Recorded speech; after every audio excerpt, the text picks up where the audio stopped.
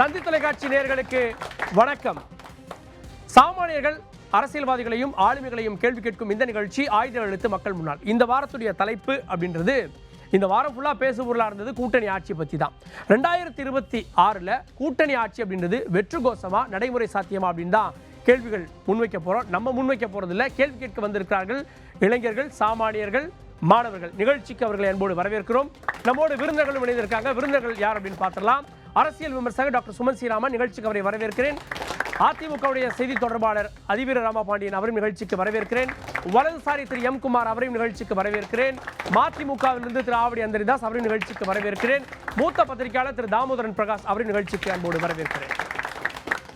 எல்லார்கிட்டே இருக்கக்கூடிய ஒரு கேள்வி, கூட்டணி ஆட்சின்றது தமிழ்நாட்டில் புது கோஷமாக இருக்கே அப்படின்னு. நான் டாக்டர் சுமந்த் ஆரம்பிக்கணும்னு எல்லாரும் கூட்டணி ஆட்சி கேட்குறாங்க. ஏன் இந்த தேர்தலில் அழுத்தமாக கேட்குறாங்க? முடியாதுன்னு திமுக அதிமுக சொல்லியும் கேட்பது ஏன்? அழுத்தமாக கேட்குறாங்க அப்படின்னு பார்க்கும்போது ஒரு கட்சி பர்டிகுலராக அழுத்தமாக கேட்குது, அது காங்கிரஸ். காங்கிரஸை பொறுத்த வரைக்கும் அவர்களுக்கு இத்தனை ஆண்டு காலம் திமுகவுடன் கூட்டணியில் இருக்கிறார்கள். ஆனால் அதற்கு பலன் அப்படின்னு பார்த்தீங்கன்னா அந்த 9-10 பாராளுமன்ற உறுப்பினர்கள் ப்ளஸ் எம்எல்ஏஸ், லோக்கல் எம்எல்ஏக்கு அவர்களுக்கு எந்த விதமான ஒரு அதிகாரமும் பெருமளவில் வழங்கப்படவில்லை. அது எல்லோருக்கும் தெரியும். அவர்களுடைய ஆர்கியூமெண்ட் என்னன்னா, எங்களுக்கு 4% இருக்கட்டும், 5% இருக்கட்டும், 3% இருக்கட்டும், எங்களுடைய ஆதரவுடன் தான் திமுக வெற்றி பெறுகிறது. எங்களுடைய ஆதரவு மட்டும் இல்லை, விசிகே ஆதரவு, கம்யூனிஸ்ட் ஆதரவு, எல்லோருடைய ஆதரவுடன். அகில இந்திய அளவில் நீங்கள் பார்க்கும்போது எந்த ஒரு ஸ்டேட்டை எடுத்துக்குங்க, கூட்டணியில் இருக்கக்கூடிய கட்சிகள் தாங்கள் எவ்வளோ வெற்றி பெறுகிறார்களோ அதனுடைய அடிப்படையில் அதிகார பகிர்வு செய்யப்படுகிறது. நீங்கள் இப்போ காங்கிரஸ் கேட்குறாங்கன்னா, காங்கிரஸ் இதுக்கு முன்னாடி மகாராஷ்டிராவில் ஆட்சியில் இருக்கும்போது கூட்டணி ஆட்சி, சிவசேனாவோட கூட்டணி ஆட்சி தானே இருந்தாங்க. ஜார்க்கண்ட் முக்தி மோர்ச்சாவோட இன்றைக்கி கூட்டணி ஆட்சியில் தானே இருக்கிறாங்க. அவர்கள் கேட்கும் ஆர்குமெண்ட்டில் ஒரு நியாயம் இருக்குது. அவங்க இப்போ அமைச்சரவையில் எங்களுக்கு பாதி மினிஸ்டர்ஸ் முடிவு பண்ணணும். நீங்க மகாராஷ்டிரா நம்பர் இல்ல, நம்பர் நான் சொல்றது. அவங்க என்ன கேட்குறாங்க, 15 எம்எல்ஏ இருந்தாக்க ஒரு மினிஸ்டரோ 2 மினிஸ்டரோ கொடுங்க. இல்லைங்க, அதுக்கு ஒரு கட்சிக்கு ஃபுல் மெஜாரிட்டி இருந்தா ஏன் கொடுக்கணும்னு தானே கேட்குறாங்க. இல்லைங்க, இந்த ஆதரவோட தானேங்க மெஜாரிட்டியே வந்திருக்குது. நீங்க ஆர்குமெண்ட் அப்போ இல்லைன்னா தேவையில்லைன்னு தனியாக போட்டிடலாமே. இப்போ ஜெயலலிதா போட்டிடலையா 2014-16 எனக்கு வேண்டாம் யாரும் போய் போட்டிடலாமே.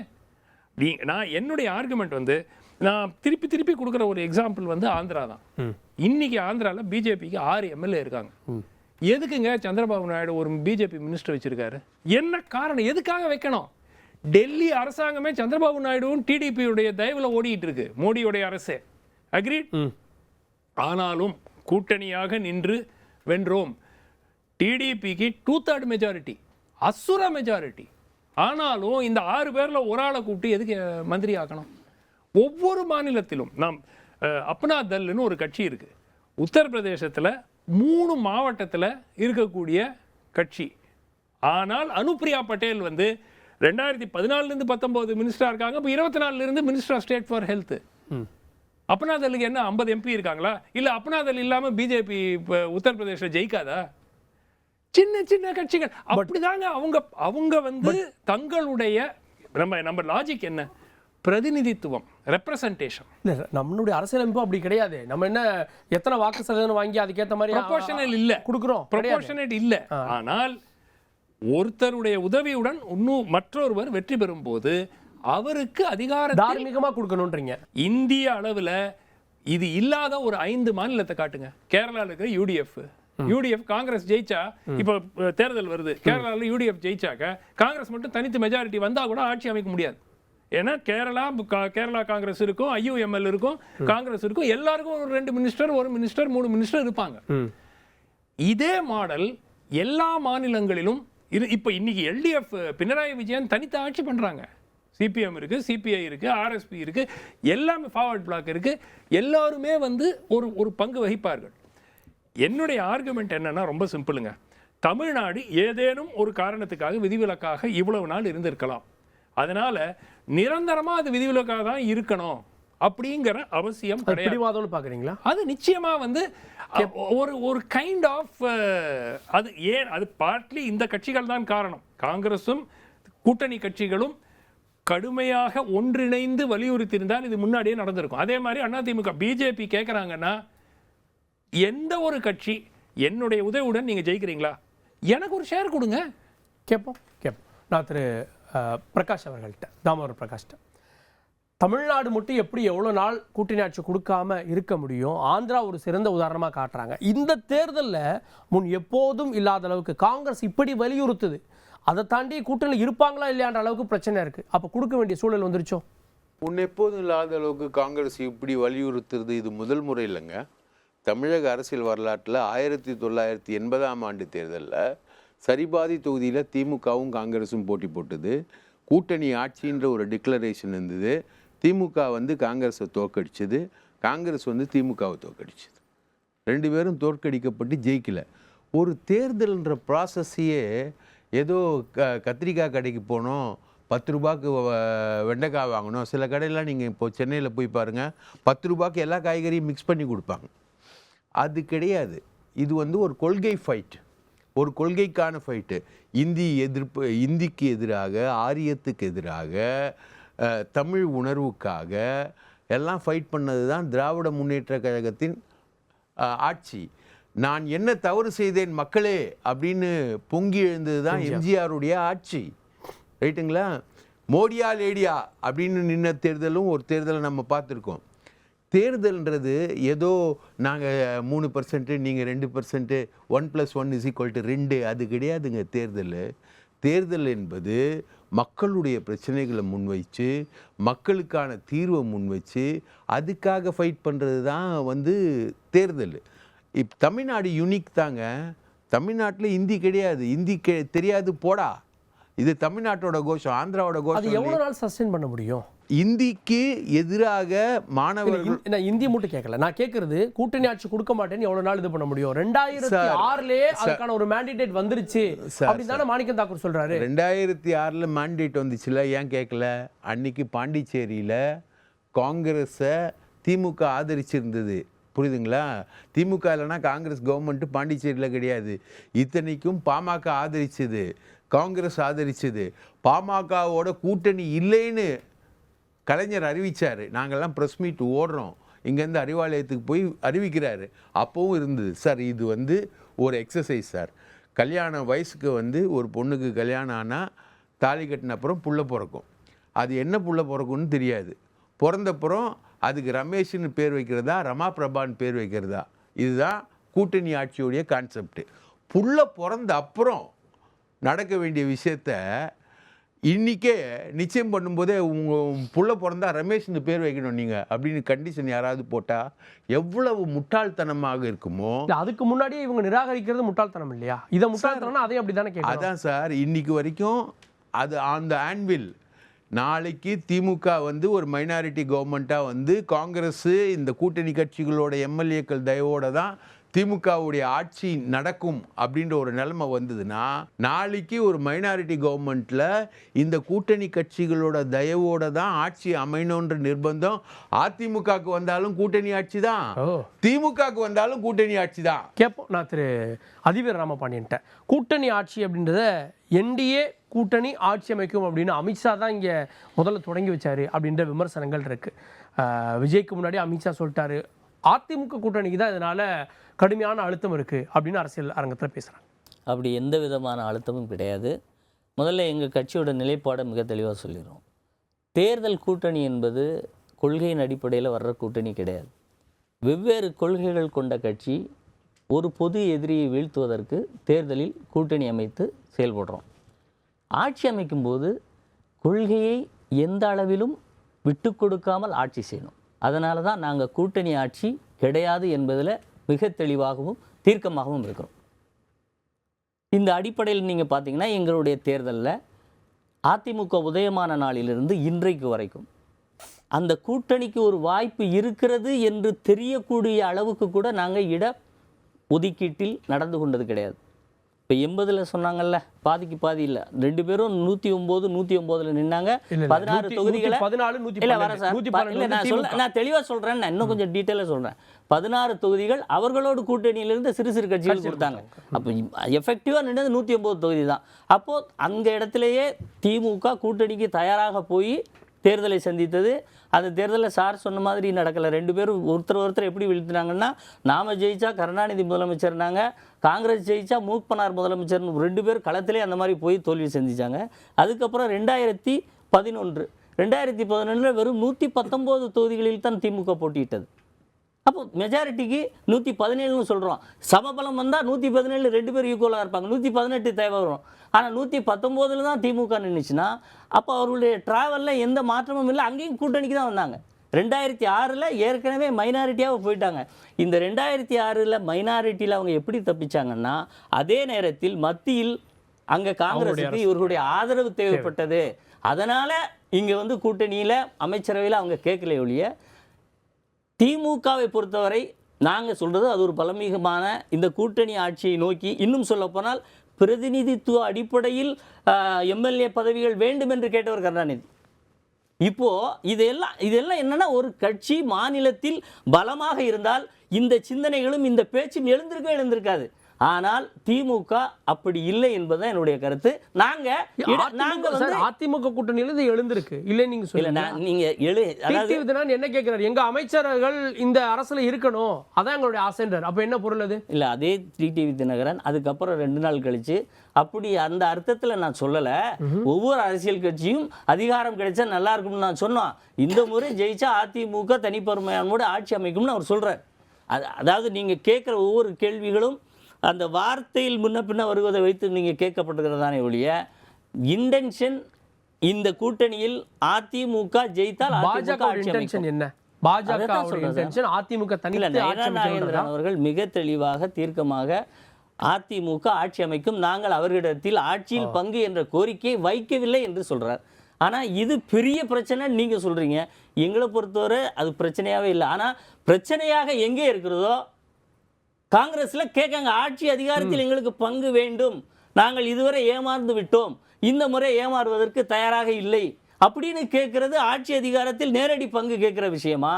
இல்லை இவர் அப்படி சொன்னார் அன்புமணி எங்கள் இதில் யாராவது ஒருத்தர் தமிழ்நாட்டு களத்தில் இருக்கிறவர்கள் மிக தெளிவாக தீர்க்கமாக இந்த கூட்டணி எப்படி போகிறது, இயல்பான கூட்டணியாக போகுதுங்கிறத நாங்கள் தெளிவாக சொல்கிறோம். அதே மாதிரி எடப்பாடியார் ஆட்சி காலத்தில் வரைக்கும் தொகுதி பங்கீட்டில் அதிமுக ஒரு பலகீனமான இடத்திற்கு இதுவரைக்கும் யாருக்கும் தொகுதியை நாங்கள் விட்டு கொடுத்தது கிடையாது. அவரவர்கள் ஸ்ட்ரென்த்துக்கு தகுந்த மாதிரி தான் கொடுத்துருக்கோம். இன்னும் சொல்ல போனால் பிஜேபி என்று இப்போ இவர்கள் சொல்கிறாங்கல்ல, பிஜேபி கூட நாங்கள் இறுதியாக கொடுத்தது 20 சீட்டு தான். ஆனால் திமுக 23 சீட்டு கொடுத்தது. அப்போ மதிமுக கூட அன்றைக்கு வந்து என்ன எங்களுக்கு 18 கொடுக்குறீங்க, அவங்களுக்கு 23 கொடுக்குறீங்கன்னு சொன்னபோது, அதுக்கப்புறம் பிஜேபி பெரிய மனசு பண்ணி 3 தொகுதியை இவங்களுக்கு விட்டு கொடுத்தாங்க. அதனால் அவர்களுக்கு ஏதோ கேட்ட தொகுதியில் கொடுக்கலன்னு சொல்லி மதிமுக கடைசியில் அந்த கூட்டணியை விட்டு வெளியேறிச்சு.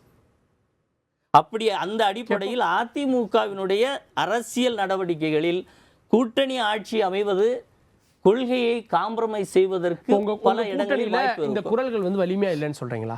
கூட்டணி ஆட்சின்ற குரல் திமுக கூட்டணியில மட்டும்தான் இருக்கு, எங்ககிட்ட இல்ல. எங்ககிட்ட சுத்தமா கிடையாதுன்னு சொல்றோம். நீங்க எங்களுடைய அரசியல் நடவடிக்கையை பார்த்து எங்ககிட்ட இருக்கான்னு கேட்கணும். மற்றவர்கள் பேசுகிற பேச்சுக்களில் இருந்து நீங்க வார்த்தையை எடுத்துக்கொண்டு அப்படி போகாதீங்க. நாங்க அந்த மாதிரி டிராவல் இதுவரைக்கும் எங்கேயும் பண்ணது. திரு அந்தரிதாஸ், கூட்டணி ஆட்சி வேணும்ன்றது திமுக கூட்டணியில தான் பல கட்சிகள் கேட்குது, அதிமுக கூட்டணியில அவ்வளவா இல்லைன்ற. அதாவது எழுத்தாளர் ஜெயகாந்தன் தான் சொல்வார், வாழ்க்கை என்பதே அந்தந்த நேரத்து யதார்த்தம் தான். இந்த நேரத்து யதார்த்தம் இல்லை, எந்த நேரம் யதார்த்தம். தமிழக அரசியல் என்பது எது மாதிரியும் இல்லாத புது மாதிரி. பிரகாஷ் சார் சொன்னார், 1980 காங்கிரஸும் திமுகவும் சமமாக பிரித்து கொண்டது. ஒருவரை ஒருவர் தோற்கடித்தார்னு சொன்னால் அதில் நான் சற்று மாறுபடுகிறேன். தமிழக மக்கள் அதை விரும்பவில்லை, கூட்டணி ஆட்சியை விரும்பவில்லை என்பதற்காகத்தான். அதாவது பாலிடிக்ஸ் வந்து இந்திரா காந்தி அவர்கள் சொன்னார்கள், in politics there are neither permanent friends not permanent enemies but only permanent interest என்று சொன்னாங்க. அரசியல் நிரந்தர எதிரிகள் இல்லை, நிரந்தர நண்பர்கள் இல்லை, நிரந்தர ஆசைகள் தான் இருக்கிறது அப்படின்னு சொன்னாங்க. யார் யாரோடும் கூட்டணி அடிக்கலாம். 67 அண்ணாவே வானவில் கூட்டணியை உருவாக்கினார். வலதுசாரி சிந்தனையாளர் ராஜாஜியும் இருந்தார், இடதுசாரிகளும் இருந்தார்கள், தமிழ் தேசியம் பேசுகின்ற மாப்போசியும் இருந்தார். அது வந்து கூட்டணி குழம்பு அப்படின்ற மாதிரி அன்றைக்கி சொல்லிட்டு இருந்தாங்க. அந்த வானவில் கூட்டணியை ஒரு கட்டத்தில் வந்து ராஜாஜி சொன்னார், வலது கையால் பூணலை பிடித்து கொண்டு இடதையால் உதயசூரனுக்கு வாக்களியுங்கள், அண்ணா அவர்களை சந்தேகிக்க வேண்டாம் அப்படின்னு சொன்னார். இருந்தால் கூட தனி மந்திரி சபை தான் அமைந்தது. அந்த வகையில் தான் அதை பார்க்க வேண்டும். கூட்டணி யாரோட சேரலாம். அதாவது 1939 வடகிழக்கு மாநிலங்கள் 3 இந்து மகாசபையும் முஸ்லீம் லீக்குமே கூட்டணி அமைச்சிருக்கு. ஆனால் இருந்தால் கூட நாங்கள் 98 99 பிஜேபியோட கூட்சி மாறுபட்ட கூட்டணி தான். அப்போ காமன் மினிமம் ப்ரோக்ராம் என்கின்ற ஒன்றை வைத்து கொண்டிருந்த காரணத்தால் தான் 370 உள்ளிட்ட மற்ற சிஏஏ உள்ளிட்ட எதையும் எடுத்துக்கொண்டு வரமில்லை. ஒரு கட்டத்தில் CCC எட்டுன்னு வந்தாங்க, காமன் சிவில் கோட். அப்பொழுது கூட நீங்கள் வந்து மம்தா பானர்ஜி மாதிரி அப்ஸ்டெயின் ஆகிடுங்களேன்னு சொல்லிட்டு பிரமோத் மகாஜன் வந்து வைகோ இடத்துல கேட்டபோது இல்லை இது எங்களோட உயிர் மூச்சுக்கொள்ள இருந்து எதிர்த்து ஓட்டு போட்டு விட்டு போனார். அந்த வகையில் தான் தமிழ்நாட்டை பொறுத்தவரையில் இல்லை. ஆனால் இங்கே அதிமுக எது குரல்கள் வரலன்னாரு. ஒவ்வொருத்தரும் ஒரு வித்தியாசமான குரலாகுது. இந்த மதுரமான கூட்டணிக்கு வந்து மதுராந்தகம் கூட்டம் ஒரு சாட்சின்னு சொல்கிறாங்களா, அதிலே பாருங்க அப்படின்னு டிடிவி என்ன சொன்னார்னு சொன்னால் அம்மாவுடைய ஆட்சியினார். இபிஎஸ் என்ன சொன்னார்னா அதிமுகவுடைய ஆட்சியினார். மரியாதைக்குரிய மோடி என்ன சொன்னார் சொன்னால் டபுள் இன்ஜின் சர்க்கார் என்டிஏ தலைமையில் ஆட்சி கூட்டணி ஆட்சியினார். அதிலே மாறுபட்ட சிந்தனை வருது இல்லை. ஆக அந்த அடிப்படையில் தான் இந்த இதை வந்து பார்க்கணும். ஆக காமன் மினிமம் ப்ரோக்ராம் என்கின்ற அடிப்படையில் தான் கூட்டணி கட்சிகள் தங்களுடைய காய்களை நகர்த்தி கொண்டு இருக்கிறது. அந்த வகையில் தான் இருக்கணும். தமிழ்நாட்டை பொறுத்தவரை ஆனால் உங்கள் கூட்டணி தான் குழப்பம் அதிகமாக இருக்கு. என்ன குழப்பம்? மதிமுக இப்போ விசிகா கேட்குது, காங்கிரஸ் கேட்குது. விசிகா வந்து நேத்தைக்கு வைக்கல, அது காலமாக அவருடைய கொள்கை பிரகடனம் எல்லா இது தேர்தல் வரும்போதும் அது வைக்கிறது. இதை அவர்கள் இந்த தடவை வந்து ரொம்ப ப்ரெஷரைஸ்ட் கண்டிஷனில் அவர்கள் கேட்கவில்லை. அதாவது அவர் சொல்லிட்டார், மரியாதைக்குரிய திருமாவளவன் அவர் சொல்லிட்டார், நாங்கள் வலியுறுத்தியெல்லாம் கேட்கவில்லை, டிமாண்ட்லாம் வைக்கல அப்படின்ற மாதிரி சொன்னார். அது எங்களுடைய கொள்கை, கொடுத்தா சந்தோஷன்ற மாதிரி அந்த அடிப்படையில் தான் கேட்டிருக்காங்க. நாங்கள் தெளிவாக சொல்லிட்டோம், நேற்றைக்கு கைவிடவும் இல்லை அப்படின்னு நாங்கள் சொல்லிட்டோம். நேற்றைக்கும் கூட்டணி ஆட்சி கேட்கவில்லை, இன்றைக்கும் கேட்கவில்லை, நாளைக்கும் கேட்க மாட்டோம் அப்படின்றது. பொது உடைமை கட்சிகள் எதுவும் கூட்டணி கட்சியை பற்றி டிமாண்ட் வைக்கல. ஆக எங்கள் தெளிவாக இருக்குது. காங்கிரஸ் வந்து ரைட் டு ஜனநாயகத்தினுடைய மாண்பே right to discuss, right to differ, right to debate தான். அந்த வகையிலே சில பேர் வந்து சில தலைவர்கள் கேட்கிறார்கள் என்று சொன்னால் அதை வந்து எல்லாம் கூடி பேசி முடிவெடுக்க வேண்டிய சூழ்நிலையில் இருக்கிறது. அவர்கள் கேட்பதில் இந்த நேரத்துக்கு எனக்கு வந்து நியாயமாக தெரியவில்லை. அது அவங்களுடைய கட்சியினுடைய கொள்கை, அதில் நான் தலையிட முடியாது. ஏன்னா அவங்க கோவிச்சுக்குவாங்க. எங்களுடைய கட்சி கொள்கை நாங்கள் ஒரு முடிவு எடுக்கிறோன்னா அதை நீங்கள் விமர்சனம் பண்ணுறதுக்கு யாருன்னு சொல்லுவாங்க. அவர்கள் எந்த முடிவு வேண்டாலும் எடுத்துக்கொள்ளலாம். ஆனால் தமிழ்நாட்டு மக்கள் எது மாதிரியும் இல்லாத புது மாதிரியாக கூட்டணி மந்திரி சபை தமிழ்நாட்டை பொறுத்தவரை 45 வருடங்களுக்கும் முன்னாலும் இப்படித்தான் அந்த மனநிலையில் தான் இருந்தார்கள். இப்பொழுதும் அந்த மனநிலையில் தான் மக்கள் இருக்கிறார்கள். ஓகே, அதிமுக கூட்டணியில் மதுராந்தகத்தில் ஆளால் கொண்டு பேசுகிறாங்க. டபுள் இன்ஜின்னா என்னங்க? பாஜக ப்ளஸ் பாஜக தானே அப்படின்றாங்க. கிடையாது சார், டபுள் இன்ஜின்ங்கிறது இல்லாத ஒன்றா? அதாவது மாநிலத்திலும் மத்தியிலும் இருக்கிற ஒரு ஆட்சி தொடர்புக்கு இணக்கமான அரசுகள் இணக்கமான நிலையில் செயல்படும் போதெல்லாம் டபுள் இன்ஜின். இணக்கமான அரசா? அதே அரசா? சார் அதே அரசு கிடையாது சார், இணக்கமான அரசு சார். இப்போ நீங்கள் 19 அந்த கூட்டணிக்குள்ளே போனீங்க, 19 21 வரைக்கும் டபுள் இன்ஜினா சொன்னீங்க அந்த கவர்மெண்ட்டை. சார் அதாவது நாங்கள் 11 மெடிக்கல் காலேஜ் கேட்டால் கொடுத்தாங்கல்ல, வாங்கினோமா? அப்போ அந்த இணக்க நிலைக்கு பேர் தான் டபுள் இன்ஜின். அது சார் இந்திய அரசமைப்பு அப்படி தானே சார் இருக்குது. இது ஒரு அவங்க என்ன சொன்ன ப்ரொமோட் பண்ணுறதுக்காக பிஜேபி என்ன டபுள் இன்ஜின்கிற வார்த்தையை பயன்படுத்தினா என்ன சொல்கிறாங்க? நாங்கள் எங்கள் ஒரு ஒருமித்த கருத்தோடு இருக்கிற மாநிலங்களோடு மிகப்பெரிய வளர்ச்சிக்கு உதவுறோம்னு சொல்கிறதுக்கு இதோட பொருள். அம்மாவின் ஆட்சின்றதோ அதிமுக ஆட்சின்றதோ என்டிஏ ஆட்சி. இந்த இடத்துல நான் ஒரு விஷயத்தை தெளிவுபடுத்துறேன். அந்த கூட்டணியில யாராவது இது காங்கிரஸின் ஆட்சின்னு சொல்றாங்க, எல்லாரும் ஸ்டாலின் முதலமைச்சர் அப்படிலாம் சொல்லல. நான் இந்த இடத்துல சொல்றேன் ஒரு விஷயம். நீங்க டபுள் என்ஜினுக்கும் அம்மாவின் ஆட்சிக்கும் ஒரு பெரிய வித்தியாசம் இருக்கு. டபுள் என்ஜின் சொல்றது மத்திய அரசினுடைய நிதியை பெறுவதோடு அந்த டபுள் என்ஜின் கான்செப்ட் முடிஞ்சிருச்சு. அதிமுக ஆட்சி இல்ல ஒரு செஷன் நான் சொல்லிக்கிறேன் சார். ஒரு ஆட்சி மாநில ஆட்சியினுடைய நிர்வாகத்தில் 2 விதமாக இருக்கிறது. மாநில நிதியை கொண்டு நடத்துவது ஒரு முறை, மத்தியிலிருந்து நிதி வாங்கி அதன் மூலம் சில திட்டங்களை செய்வது இன்னொரு முறை. எங்களை பொறுத்தவரை எங்களுடைய நிதியை கொண்டு செயல்படுத்துகிற திட்டங்களை அம்மாவின் வழியில் 100% செயல்படுத்துவோம். டபுள் இன்ஜின்கிற கான்செப்ட் எப்படி வருதுன்னா, மத்தியிலிருந்து பெற வேண்டிய நிதியை, ஒரு உதாரணத்திற்கு 65,000 கோடி ஒரு மெட்ரோ ரயில் ப்ராஜெக்ட்டுக்கு இப்படி இவர்களை எந்த வழியில் பேசி மாநில நிதியை கொண்டு ஆரம்பித்து கூட வாங்க முடியும் என்கின்ற நிலையில் ஒரு தொடர்பை கொண்டு போறோம் இல்லையா, அதுதான் டபுள் இன்ஜின். அதனால அதை கொண்டு வந்து இதுல பொருத்தக்கூடாது. டபுள் இன்ஜின்னா இவர் வந்து அமித்ஷா வந்து என்டிஏ சர்க்கார் அப்படின்றார். என்டிஏ சர்க்கார்னா பாஜகவும் பங்கு பெறக்கூடிய சர்க்கார். அதுதான் வந்து அது டபுள் என்ஜின் வந்து சென்ட்ரல்லையும் பாஜக இருக்கும், ஸ்டேட்லேயும் பாஜக இருக்கும். பாஜக பங்கு பெறும் அமைச்சரவை கொண்ட ஆட்சியை தான் டபுள் என்ஜின் சர்க்கார்னு சொல்கிறோம். ஓகே அந்தரிதாஸ். அதிமுக வந்து 2023 செப்டம்பர் மாதம் 25ஆம் தேதி நாங்கள் என்டிஏ கூட்டணியிலிருந்து வெளியே வந்து விட்டோம் தீர்மானம் போட்டு சொல்லிட்டாங்க. 30ஆம் தேதி செப்டம்பர் 30ஆம் தேதி SDBI கூட்டத்தில் மரியாதைக்குரிய EPS அவர்கள் சொல்றார்கள், வேறு வழி இல்லாமல் கூட்டணி தர்மத்தின் அடிப்படையிலே CAA போன்ற கடுமையான சட்டங்களை எல்லாம் அனுமதித்து விட்டோம், இனி அந்த பிரச்சனை எழாது என்று சொன்னார். ஆக அது மாதிரி டபுள் இன்ஜின் சர்க்காரா ஆயிட போதும் நாம பார்த்துக்கணும். ஒரே ஒரு நிமிஷம், நீங்க இந்த வார்த்தையை சொன்னீங்கன்னா ஸ்டாலின் ஒரு மெட்டீரியல்னு யார் சொன்னா சார்? வைகோ சொன்னாரு. ஸ்டாலினுக்கு ஒரு திமுக கிளைக்கழக செயலாளருக்கு இருக்கக்கூடிய நாலேஜ் கூட இல்லைன்னு சொல்லி வைகோ சொன்னாரு. இல்ல நான் சொல்றேன், இல்ல நீங்க சொன்னீங்கல்ல நாங்க கூட்டணியை விட்டு வெளியே வந்தோம் மறுபடியும் உள்ள போனோம், கூட்டணியை விட்டு வெளியே வருவது உள்ள போகுது நீங்க பண்ணாததா?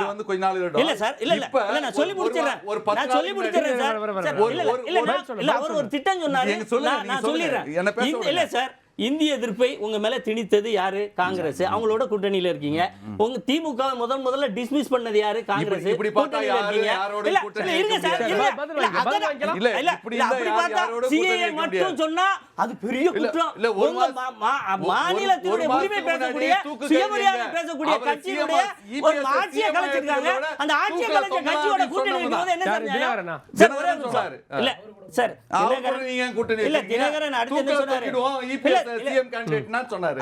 அப்போ ஸ்டாலின் சொன்னதை விட கேவலமா சொல்லல எனக்கு தெரிஞ்சு. உங்க ஸ்டாலினை குறித்து இவர் சொன்னதை அரசியல்ல எல்லா விமர்சனமும் வைக்கப்படும்.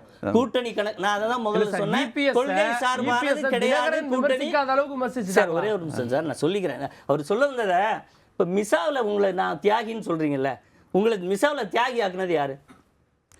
மிசா சட்டத்தை கொண்டு வந்து ஜெயில போட்டு அடைச்சு அந்த ஒரு ரூம்குள்ள போட்டு அடைச்சாங்கன்னு சொன்னீங்கல்ல, வெளிச்சம் கம்மி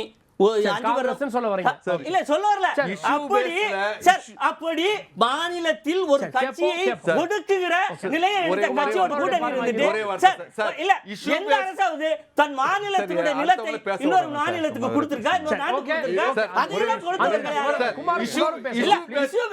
இந்த ஒரு சட்டத்துக்கு நான் இத்தனை சட்டம் சொல்லிக்கிட்டு இருக்கேன். சண்டை போட்டா எப்படி ஒரே ஒரு சட்டம் என்னைய கொண்டு வந்து பேசுறது கனிமொழி அம்மா. இஷ்யூ பேஸ் நம்ம எதிர்காலம் சொன்னா யாரோட கூட்டணி வைக்க முடியாது, யாரையும் பார்க்க முடியாது. அல்ல யார் மொத்தமா மாநில உரிமை விட்டு கொடுத்தாலும் பட்டியல் போடுவாங்க. தூக்கி உள்ள உட்கார வச்சு சுகேஷ் சந்திரசேகரோட தூக்கி உள்ள உட்கார வச்சது அருமை பாஜக. குமார், கூட்டணி ஆட்சி அப்படின்றத NDA அரசு அப்படின்னு சொல்லி முதல் இங்க வந்து தொடக்கப்புள்ளி போட்டதே வந்து பாஜக தான். இப்பயும் பாஜக சைலண்டா அதுக்கு வேலை பார்க்குது அப்படின்ற விஷயங்கள்லாம் சொல்றாங்க. இல்லைன்னு மறுப்பீங்களா? NDA ஆட்சி என்று தேசிய அரசுகள் காங்கிரஸாக இருந்தாலும் சரி பாஜகவாக இருந்தாலும் சரி அவங்க கூட்டணி ஆட்சியை அவங்க பேரை வச்சு தான் அழைப்பாங்க. பொதுவான ஒரு பேர் தான் அதுக்கு சூட்டப்படும். அதுதான் எல்லா மாநிலத்திலும் இப்போ நடைமுறையில் இருக்கிறது. அந்த அடிப்படையில் தான் அவர்கள் இங்கே பேசுகிறாங்க. இங்கே மாநிலத்தில் நாம் திராவிட அதிமுகவும் திமுகவும் திராவிட பாரம்பரியத்தை பின்பற்றி வந்ததுனால இதை சொன்னால் தான் நமக்கு ஓட்டு போடுவாங்கன்னு மக்கள் வந்து ரெண்டு குடும்பப்படியாக பிடிச்சிக்கிட்டு இருக்காங்களே தவிர ஒரு பரந்த நோக்கம் இருக்கா என்ன? அதில் பரந்த நோக்கம் இல்லை என்று நான் சொல்லுவேன். சின்ன டவுட்டு, இப்போ இந்த தேர்தலில் NDA கூட்டணியில் இருக்குது அப்படின்றீங்க. 2021 NDA கூட்டணி சொன்னீங்களா அதிமுக கூட்டணி சொன்னீங்களா? NDA கூட்டணி 2021 NDA கூட்டணி. மோடி படத்தை கொண்டு போனாங்களா ஜெயலலிதா படத்தை கொண்டு போனாங்களா? அதாவது அது இடத்துக்கு தகுந்த மாதிரி அதை பயன்படுத்துறாங்க. இடத்துக்கு தகுந்த மாதிரி அதை பயன்படுத்த நீங்க அதெல்லாம் ஒரு காரணமா எடுக்கணும்னு அவசியம் இல்லை. சட்டமன்ற தேர்தல் சார், மாநில தலைமைகளை ஒரு விஷயத்தை சொல்றேங்க சார், நீங்க இங்க NDA கொண்டு வரதா கூட்டணி அரசை உள்ள கொண்டு திணிக்க பாக்குறீங்கன்ற ஒரு விஷயத்தை தெளிவாக சொல்லுகிறேன். நடப்பது மக்களாட்சி. ஒரு பரந்த பெரிய உலகத்தின் மிகப்பெரிய ஜனநாயக நாட்டில் நம்மளுடைய தாய்நாடு இந்தியா. இந்த நாட்டில் மக்களாட்சியை நம்ம ஏற்றுக்கொண்டு அதன்படி நடக்கிறோம். மன்னராட்சி நடக்கலை, சர்வாதிகார ஆட்சி நடக்கலை, வலதுசாரி இடதுசாரி ஆட்சி நடக்கலை, கம்யூனிஸ்ட் ஆட்சி நடக்கலை, இங்கே இராணுவ ஆட்சி நடக்கலை. இங்கே நடக்கிறது மக்களாட்சி. இந்த மக்களாட்சியில் அந்த தத்துவத்தின் கீழே 100% மாநிலமாக இருந்தாலும் சரி மத்திய அரசாக இருந்தாலும் சரி அதை ஃபாலோ பண்ணணுங்கிறது ரூல், ஜென்ரல் ரூல். அரசியல் சாசனத்தை எழுதும்போதே இந்த அரசியல் சாசனத்தை எங்களுக்காக நாங்களே எழுதி நாங்களே ஏற்றுக்கொண்டு இருக்கிறோம் அப்படின்னு மக்களே எழுதினதாக அது பிரியாம்பிள் ஆஃப் கான்ஸ்டிடியூஷனில் இருக்கிறது. அப்படியானா என்ன அர்த்தம்? மக்களாட்சியை மக்கள் சேர்ந்து நடத்தணும். அரசியல் கட்சிகள் இட் இஸ் டிஃபரெண்ட். அரசியல் கட்சி எப்படி வருது என்றால் ஏற்றுக்கொள்ளப்பட்ட பல்வேறு குழுக்கள் பல்வேறு கோட்பாடுகளை முன்னிறுத்தி அதன் அடிப்படையில் மக்களை திரட்டி ஒரு ஆட்சியை உருவாக்கி அதை ஜெயித்து விட்டால் அரசாங்கத்தை ஏற்படுத்துகிறார்கள். அந்த அரசாங்கம் மக்கள் அரசாங்கம். அதை தனியாக நடத்த முடியாத பட்சத்தில் பல கட்சிகள் சேர்ந்து கொண்டு முதல்ல கட்சி ஆரம்பிக்கும் போது என்னவோ நாங்கள்லாம் வானத்தை வெள்ளா வளைப்போம், அப்படி செய்வோம் இப்படி செய்வோம்னா ஏற்படுத்துகிறாங்க. ஆனால் சந்தர்ப்ப சூழ்நிலைகள் அவர்களுக்கு செல்வாக்கு குறைவாக ஆகிவிடுகிறது. ஆகவே ஒரு வளமான கட்சியோடு கூட்டணி வைக்கிறார்கள். கூட்டணி வச்சு தொடர்பு படுத்துகிறார்கள். அவர்கள் ஆட்சி அமைக்குவதற்கு இந்த கூட்டணி கட்சிகள் சப்போர்ட் பண்ண வேண்டிய தேவை இருக்கிறது. 118 சீட்டுக்கு ஒரு சீட்டு குறைஞ்சாலும் கவர்மெண்ட் ஃபார்ம் பண்ண முடியாது. மற்ற இன்னொரு எதிரணியோடு சேர்ந்து கவர்மெண்ட் ஃபார்ம் பண்ணிட முடியும். அப்படி இருக்கும் பொழுது அரியணையில் உட்கார வைப்பதற்கு மட்டுமே இவர்களெல்லாம் பயன்படுத்த வேண்டும் என்று மாநில கட்சிகள் முரண்பிடிப்பது எந்த வகையில் நியாயம்? அதற்கு யாராவது பதில் சொல்லுங்க. ஒன்னாச்சா அது ரொம்ப நியாயமான கருத்து. ஏன்னா அவங்க சொல்றது எங்களை ஒரு சீட்டுல கூட அந்த இடத்துல உட்கார முடியாது. தன்மையை மாறிடும். அதை ஏத்துக்கிட்டு தானே கூட்டணிக்கே வர்றீங்க. ஏத்துக்கிட்டு என்று சொன்னால் கொடுக்கற சீட்டை 10 சீட்டோ 15 சீட்டோ கொடுத்துட்டு அதுல பாருங்க அதிபராம் பண்ணி சொன்னாங்க என்னைக்காவது 140 150 சீட்டுக்குலாம் கம்மியா நின்றுக்கமான்னு கேட்கிறாரு. அவங்க கம்மியா நின்று 2001 தான் நினைக்கிறேன். நிற்கிறது ஒரு கூட்டணியில் நின்னா ஜெயிக்கணுங்கிறது கிடையாது. சுமன் சி ராமன் சார் அழகா சொன்னார். கூட்டணிங்கிறது என்பது அந்த கட்சி அதில் இருந்தால் ஒரு கட்சிக்கு நாடு பூரா பரவலாக தொண்டர்கள் இருப்பார்கள். அவர்கள் அதற்காக வாக்களிப்பார்கள். அப்போ அதையும் நீங்கள் கணக்கில் எடுத்துக்கொள்ள வேண்டும். இவங்க 7 சீட் தானே ஜெயிச்சாங்க, 5 சீட் தானே ஜெயிச்சாங்க, இவங்களுக்கு எப்படி கொடுக்கணுங்கிற கேள்வியே எழக்கூடாதுங்க. மக்களாட்சின்னா அதுதான் மக்களாட்சி. தமிழ்நாடு இதில் முரண்பிடிப்பது அது எந்த கட்சியாக இருந்தாலும் அது சரியானதாக இல்லை என்பது என்னுடைய கருத்து. தமிழ்நாட்டில் அப்படி ஒரு காலமும் அப்படி ஒரு சூழலும் கனியலை இது வரைக்கும். கனியலைங்கிறது முதல்ல இருந்தே அப்படி வைத்திருக்கிறார்கள். முதல்ல இருந்தே அந்த பழக்கத்தை கொண்டு வந்து விட்டார்கள். டெல்லி கனிய வைக்கும். இந்தியாவில் முதல்ல இந்தியா முழுக்க ஆண்ட கட்சி காங்கிரஸ். அது மிகப்பெரிய பழமை வாய்ந்த கட்சி. அந்த கட்சி செய்த பல தவறுகளின் அடிப்படையில் அந்த கட்சி இன்னைக்கு கீழே இறங்கி இந்த லெவலில் ஒரு எலும்பு கூடாக நின்று கொண்டு இருக்கிறது. இன்னைக்கு திமுக ஆட்சியினுடைய 39 எம்பிக்கள் சப்போர்ட் இல்லைன்னா அந்த கட்சி அடையாளமே தெரியாமல் ஆகியிருக்கும். அதனால் இந்த நிலைமை காங்கிரஸ் செய்ததால் தான் பல முறை தேவையில்லாத அரசுகளை கலைத்ததால் தான் மாநில கட்சிகள் உருவாகின. அந்த மாநில கட்சிகள் இன்னைக்கு என்ன சேர்ந்து கொண்டு இருக்கிறது என்றால் பரவலாக தேசிய அரசு கூட கூட்டணியை வைக்கக்கூடாது என்கிற கொள்கையை தமிழ்நாடு எடுக்கிறது. அதுக்கு அண்ணா திமுக ஆதரித்தாலும் அது சரியான சொல்ல மாட்டேன் சார். அண்ணா என்ன சார் சொன்னாரு? மத்தியில் கூட்டாட்சி, மாநிலத்தில் சுயாட்சி. அதிமுகவை திமுகவை நாங்க பிடிச்சிட்டு இருக்கோம், நாங்க ஏன் கூட்டணி ஆட்சி கொடுக்கணும்னு கேக்குறாங்க. இல்ல மத்திய சுய இது யார் வைக்கிறது சார்? அரசியல் சட்டம் தான் நமக்கு கைடு. அண்ணா சார் அரசியல் கூட்டணி ஆட்சி இருக்கா? அண்ணா அவர்கள் நான்சென்ஸ் போராட்டம் நடத்தியிருக்கார். பிரிவினைவாத போராட்டம் நடத்தி தெளிவா சொல்லுங்க சார். நான்சென்ஸ் தப்பா எடுத்துக்கறாங்க. நேரு நான்சென்ஸ் என்கிற வார்த்தையை பயன்படுத்தியதால் அதை எதிர்த்து போராட்டம். ஆமா நான்சென்ஸ் அதுக்காக பயன்படுத்தார். ஆகையினால அண்ணா அன்னைக்கு எடுத்த காலம் 1950 56 காலகட்டங்களில் தமிழ்நாடு அப்படின்னா எல்லா மாநிலம் யூனியன் ஆஃப் ஸ்டேட்ஸ் தான் இந்தியா. அதன் அடிப்படையில் நம்மளுடைய மொத்த உரிமையும் அதிகாரமும் நமக்குள்ளே இருக்க வேண்டும் என்கிற நோக்கத்தில் ஆளுநர் வேண்டாம், ஆளுநர் போஸ்ட்மேன் இப்படி என்கிற வாதங்களை எல்லாம் முன்வைத்தார். ஆகவே அதைத்தான் இன்னைக்கும் ஃபாலோ பண்ண நினைக்கிறது தவறு என்பது காங்கிரஸ் கட்சி ஒரு காலத்துல மத்தியில கூட சிங்கிளா தான் ஆட்சி புரிஞ்சுக்கிட்டு ஒரு காலகட்டம் சந்திரசேகர், விபி சிங், இந்த சரண் சிங், ஐக்கிய குஜரால், வாஜ்பாய் வரும்போது ஒரு ஓட்டுல கவுருது 13 நாள் ஆட்சி, 13 மாத ஆட்சி. இப்போதான் மெஜாரிட்டிக்கு ஆட்கள் பற்றாக்குறையால தான் UPA 1, UPA 2, வாஜ்பாய் இதெல்லாமே வருது. ரைட்டுங்களா? மிகப்பெரிய அட்டாக்கான எமர்ஜென்சிக்கு அப்புறம் மாநில கட்சிகள் பல்வேறு கட்சிகளாக உருவெடுக்குது அகில இந்திய அளவில். அப்போ தான் ஒரு கூட்டணி ஆட்சியுடைய நிர்பந்தம் நம்பர்ஸில் தான் உருவாகுது. எங்கே டெல்லியில் உருவாகிறது வெறும் நம்பர்ஸில் தான். அந்த நம்பர்ஸை சப்போர்ட் பண்ணுறதுக்காக தான் கூட்டணி கவர்மெண்ட்ன்ற கான்செப்டுக்கு போகிறாங்க. அது அப்படியே மாநிலங்களுக்கு பரவுதே தவிர இங்கே நம்பருக்கான தேவையே வரலையே. எந்த மாநிலத்தில் ஒரு தேசிய கட்சி பிரதானமாக இருக்கக்கூடிய மாநில கட்சிகளுடன் கூட்டணி வைக்கிறதோ அதற்கு ஒரு பெயர் கொடுத்துட்றாங்க. மகாராஷ்டிராவில் மகா விகாஸ் அகாடி வர்சஸ் மகா யுத்தி, இந்த பக்கம் வர்சஸ் இந்த பக்கம். கேரளாவில் LDF மகா கட்பந்தன் வச்சாங்க. பீகாரில் மகா கட்பந்தன், கேரளாவில் LDF UDF.